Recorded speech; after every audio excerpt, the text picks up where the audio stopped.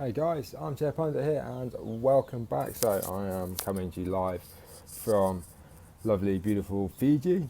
Having a great time so far. It's lovely.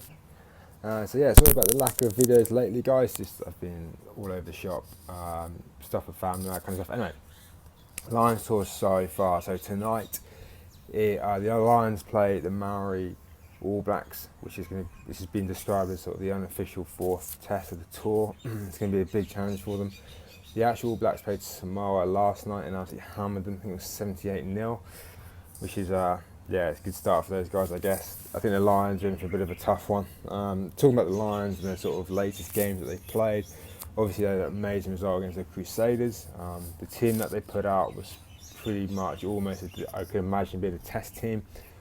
They then lost that momentum against the Highlanders, losing a close one, 23-22.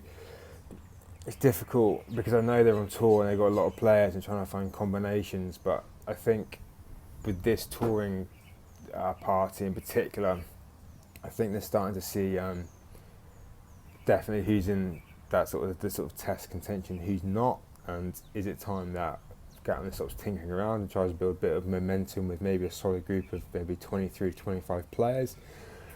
So they're playing the Maori All Blacks this evening, and they've got a pretty strong lineup. I think this is going to be as close to the sort of test team as they can get, apart from the guys who maybe played against the Highlanders during the week. So obviously you've got Vunipola, Jamie George, and Furlong up front.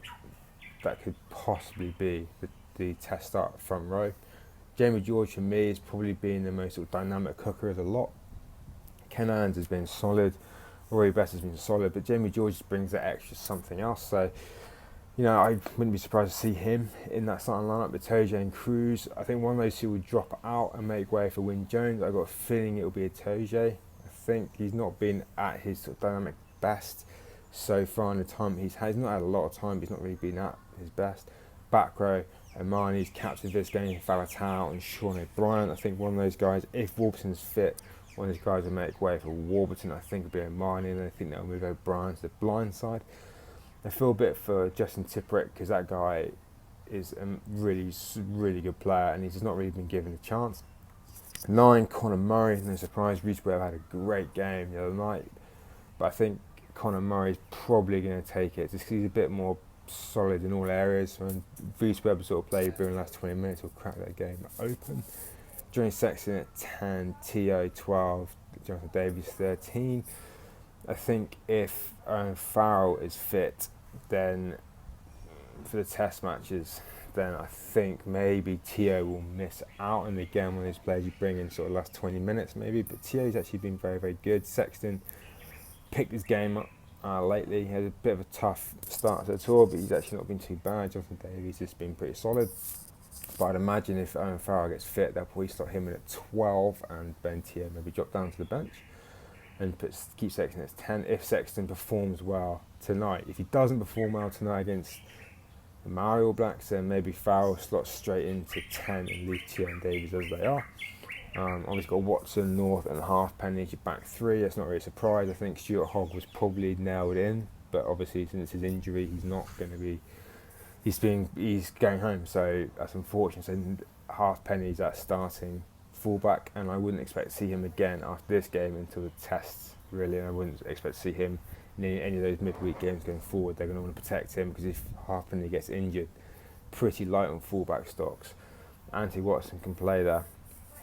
Elliot Day's another one that can play there, but if he gets injured, I think the Lions are in a little bit of trouble. There are some injury sort of concerns as well around the line. So you've got Owen Farrell, who's not maybe 100%. You've got Warburton, who's nursing a bit of an injury as well.